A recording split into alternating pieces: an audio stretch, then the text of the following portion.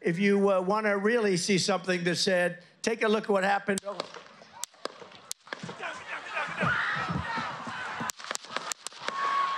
Within minutes of beginning his speech to a rally crowd in Butler, Pennsylvania Saturday, former President Donald Trump reacts to loud pops of gunfire by ducking down.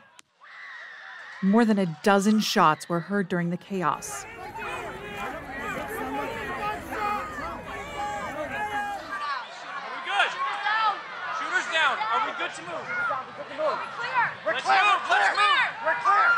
Secret Service says the shooter is down, then goes to move the president to safety. Let me get my shoes. I got you, sir. I got you, sir. Let me get my shoes, sir. Hold that in your head. It's bloody. So we got to move to the bus. Let me get my shoes. Okay, my shoes down. Watch out. As he gets up, Trump raises his fist in the air as blood runs down his face. The rally crowd cheers as he is escorted to his armored car. All we know was shots were fired, and then I jumped over the barrier and put my hand on the guy's head that was refusing to breathe. Who was it? Do you know? I don't know. This is not Trump, though. This is another person. Yeah. So Trump's not here. And it was, you said he got hit on his head? Yeah. Were you in the vicinity of where Trump was? I was on the side. I was with a special guest. Are you okay? I'm Rico Elmore, but I just military reactions. Yeah. One rally attendee died, 2 others were critically injured. Witnesses described the horror of the moment. Some report seeing the shooter before he pulled the trigger. He's going down!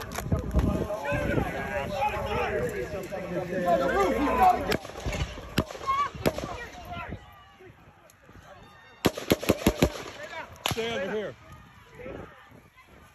President Biden takes the podium from Delaware, condemning the violence. There's no place in America for this kind of violence. It's sick. It's sick. After seeking treatment at a local hospital for a gunshot wound to his ear, Trump arrives at his home in New Jersey. He plans to attend the Republican National Convention within a few days. This evening we had what we're calling an assassination attempt against our former president, Donald Trump. It's still an active crime scene. As I mentioned, we have a number of agents on scene. We also are working closely with other federal agencies, our state partners, and our local police partners as well. The FBI announces its investigation into the failed assassination as security experts question how the gunman could have accessed the rooftop near the rally. When I say that something like this cannot happen, we are speaking of a failure. We are going to analyze through an independent review how that occurred, why it occurred, and make recommendations and findings to make sure it doesn't happen again. The shooter's identity is released. Thomas Matthew Crooks, a 20-year-old from Bethel Park, Pennsylvania, is identified by the FBI using DNA. I just know he was bullied. I don't want to say he was an outcast, but he was, you know how kids nowadays, like he didn't dress like everyone else, so everyone kind of put a target on him. He sat alone in lunch. Investigators report he had no criminal history.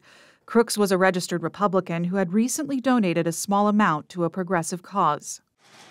President Biden takes the podium from the White House Sunday afternoon.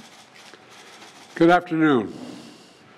As I said last night, there is no place in America for this kind of violence or any violence for that matter. Biden addresses his plans to review all security measures. As this investigation continues, here's what we're going to do. First, Mr. Trump, as a former president and nominee of the Republican Party, already receives a heightened level of security. And I've been consistent in my direction to the Secret Service to provide him with every resource, capability, and protective measure necessary to ensure his continued safety. Second, I've directed the head of the Secret Service to review all security measures for the Republican National Convention, which is scheduled to start tomorrow. And third, I've directed an independent review of the national security at yesterday's rally to assess exactly what happened, and we'll share the results of that independent review with the American people as well. Trump's campaign launches a GoFundMe account raising millions for those injured in the shooting.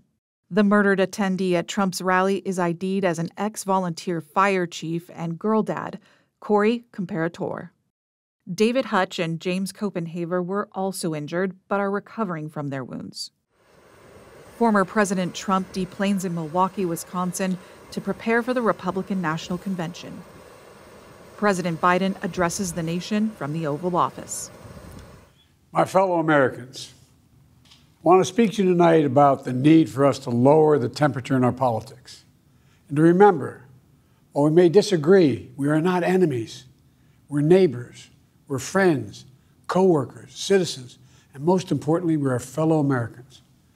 We must stand together. Former U.S. Ambassador and former South Carolina Governor Nikki Haley, who challenged Trump in the primary, announces plans to join her party in Wisconsin. As the Republican National Convention begins, lawmakers across the political spectrum call for unity.